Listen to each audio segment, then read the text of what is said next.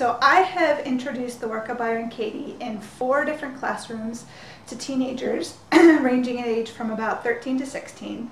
And I've found this way to be an effective, engaging, exciting way to introduce it to them where they're actually actively engaged. So I've introduced it to about 120 kids, and the materials I've used and that you will need if you want to try and replicate this are 2 pieces of poster board and Velcro and index cards. And what I used was on one piece of poster board I painted the picture of a human figure, and then on another piece of poster board I painted the world. And you will also need 12 underlying thoughts that have to do with a person, or personal thoughts, I'm calling them, and then 12 underlying thoughts that are specifically geared towards prejudice. So what I did was I painted this poster and I picked 12 underlying thoughts that affect a person, and I asked for 12 volunteers from the class. And so 12 kids raised their hand, and I gave them each a thought. So each one a particular thought. And then they came up one at a time, read their thought, and stuck it on the person. So one kid would come up and read their thought, "Life sucks," and stick it on. And then, "I can't do it," "There's something wrong with me," "I'm a failure," "I need more money," "I know what's best," "There's not enough time," "He rejected me," "Something terrible is going to happen," "She doesn't care," "I need to know what to do," and "There's no point." So they came up one at a time and put these thoughts on the person. Then I asked them, what is this person, I hold this poster up in front of everybody, and I ask, what is this person's life like?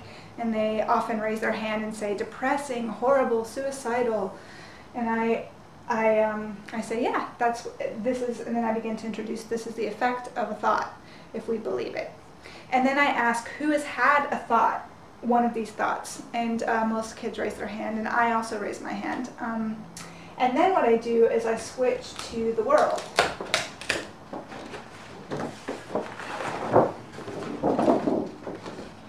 At this point, kids are very engaged.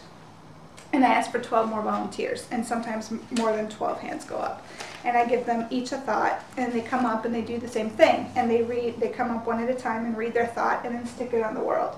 So there's no rhyme or reason to these thoughts. They're just thoughts that I've heard and that seem like underlying belief systems that are universal to every human, or that most of us have probably heard at one time or another. So these ones are: immigrants should go back home, poor people are less respectable, men are pigs, women are too emotional, rich people are snobs, Jews are greedy, Latinos are lazy, Muslims are terrorists, gay people are unnatural, white people are evil or are devils, black people are violent,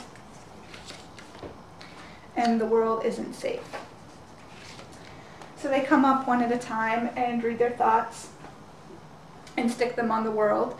And in the 4 classes I've done this in, the kids have been very diverse, come from diverse backgrounds, racially, economically, well, obviously they've been of both genders, culturally, they've all been different. And then, and then I ask what the world is like. And oftentimes people are like stressed out, depressed, horrible, lots of wars that comes up. So the next step is I say, right, and we can believe these thoughts, or we can begin to question these thoughts. And at that point, I kind of take both posters and I say, and then I introduce the work, and I say, I take, for example, a thought like "life sucks." I take it off, and then I introduce the work. And I say, so we can either believe these thoughts or we can question them. And we can question them using inquiry. And then I write the work of Byron Katie up on the board, and then I write question number 1, is it true? And I've taken a thought from one of these posters, like life sucks, and I say, so life sucks, is it true? And I answer, and I'm like, yeah, of course it's true, life sucks, we all know that. And then I say, okay, the question number 2 is, can I absolutely know it's true? And I write that on the board.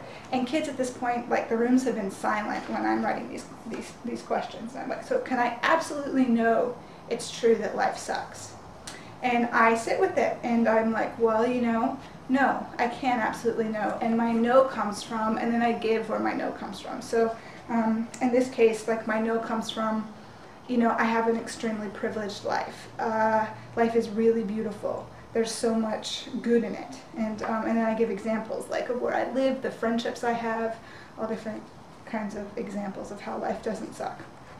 And then I write, so how do I react when I think this thought? So question number 3 goes on the board. How do I react when I think this thought?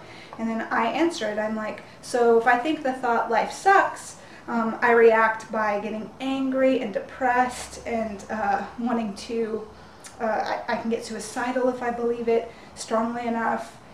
And I kind of go into my answer, and I often reference what they said. I was like, you guys answer the question, how do I react when you talked about it being depressing and horrible and suicidal. So then I write question number 4, which is, who would I be without that thought? So who would I be without the thought life sucks? And I sit with it, and I was like, you know, if I didn't believe that thought, I would be just open to life and excited and curious about what's the next day going to bring, what's the next moment going to bring.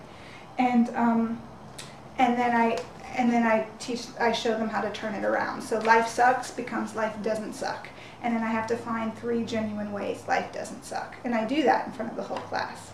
So kids, they're paying attention usually, and then I take these 2 posters and I say, so now it's your turn. You guys choose, I want to volunteer to choose one of the thoughts from one of these 2 posters, and I'll facilitate you.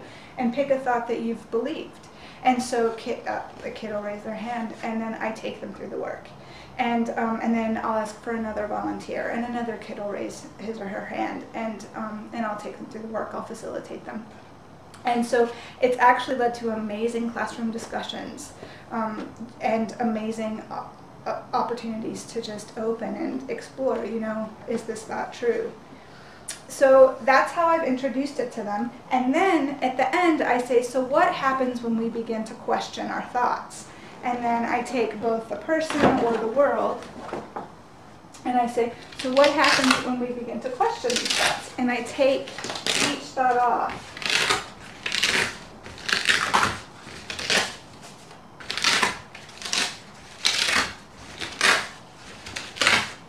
So I've taken each thought off, and I ask them, so what's the world like now? And oftentimes people are like, well, lighter. The kids are like, lighter, a lot more free, a lot more open-minded. So that's how I've introduced the work to kids, and it's been very effective. And if you have any interest in introducing the work to kids in this way or in other ways, and you want support or a curriculum or help or have any questions, please contact me so we can kind of start forming a network and a community of people and ideas. And I also have a lot of other curriculum, some that goes along with this and a lot that doesn't, but that also teaches the work to kids in kind of fun and interesting ways, some for younger kids and also some for older kids. So thanks.